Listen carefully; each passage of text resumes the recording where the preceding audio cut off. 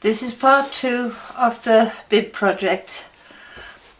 I've decided on the layout, so now I can carry on with the next part. The first thing I tend to do is make a photograph of the layout that I chose, and then I'm going to have to reverse it. Basically, you're going to do the background on the reverse side of the lace.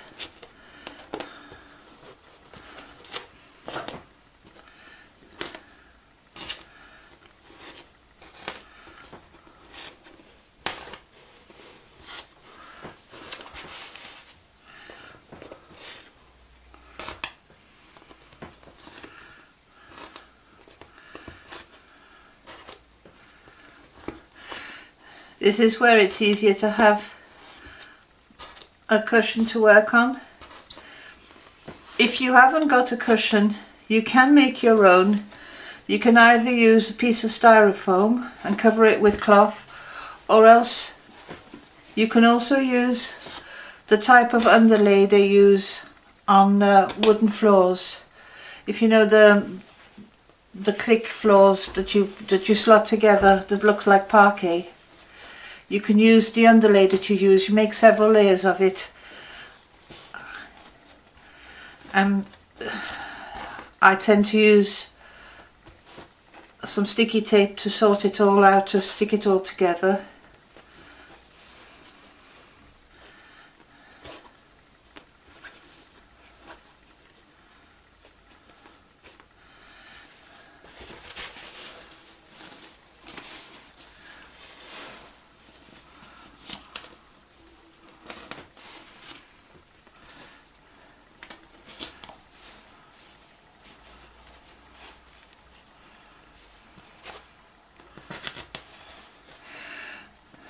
So I've sewn the motifs that touch together, and to sew them together I used the picots if they're available.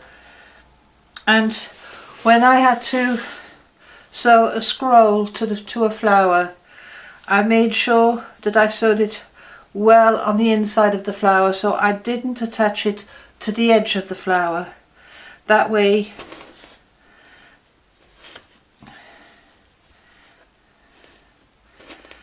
it's more natural looking.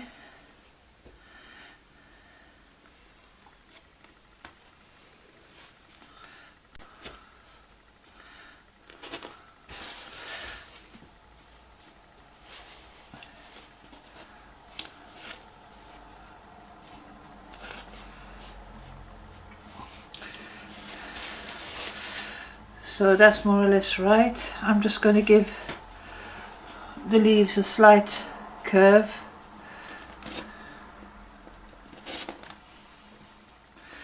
Try to make them look natural, so that they're not regimental, if you see what I mean.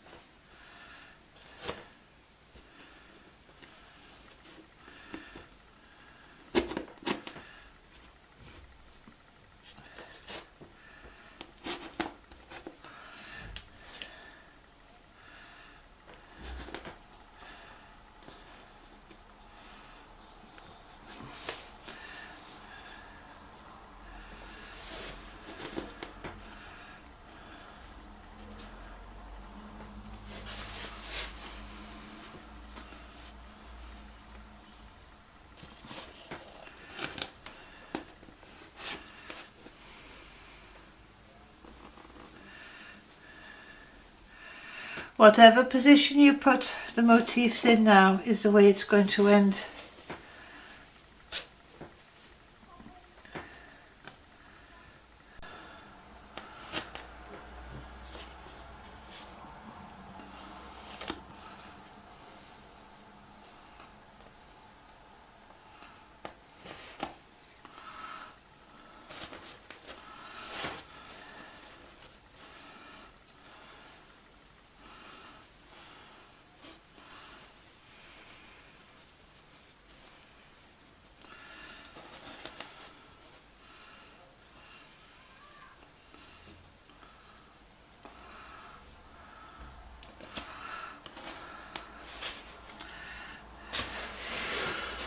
So once I've reversed everything, the next job is to take some coloured thread.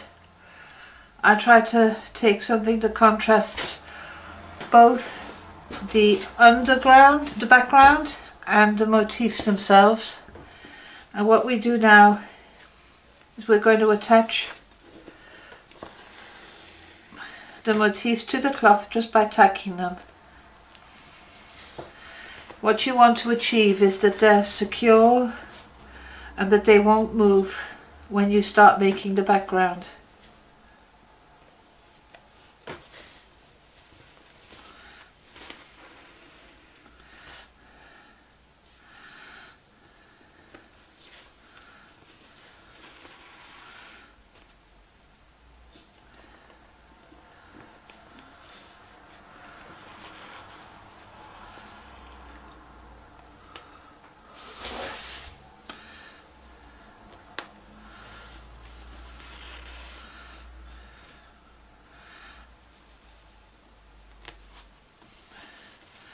So it's not so important that the outside edge is attached because you're not going to work off them, but the inside edge should be secure.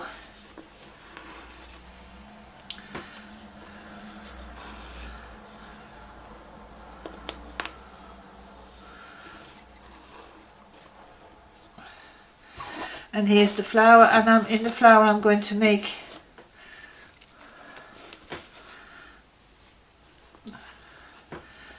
a few stitches.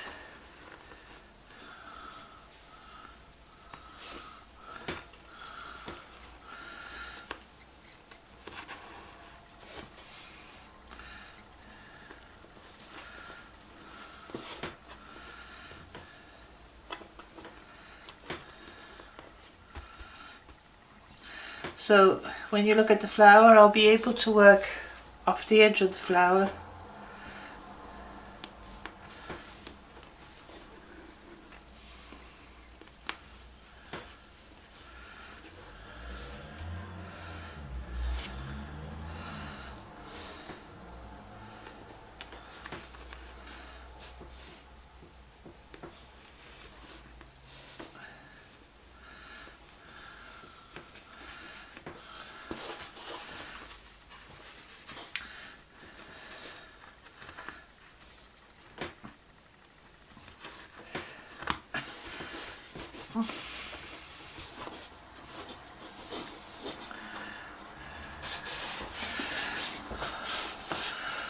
So that's how you're going to work all the way and pin every single motif down, and once that's done you can start on the background.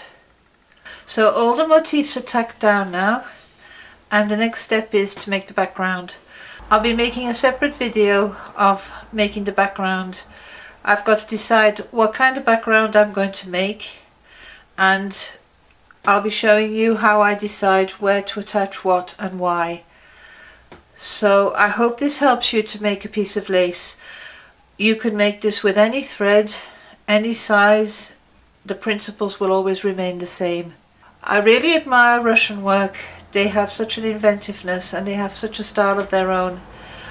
Although I stick to the traditional methods, I do admire their work. There are plenty of videos on YouTube that show you how they go about it. The colours and the swirls and the different stitches are marvellous.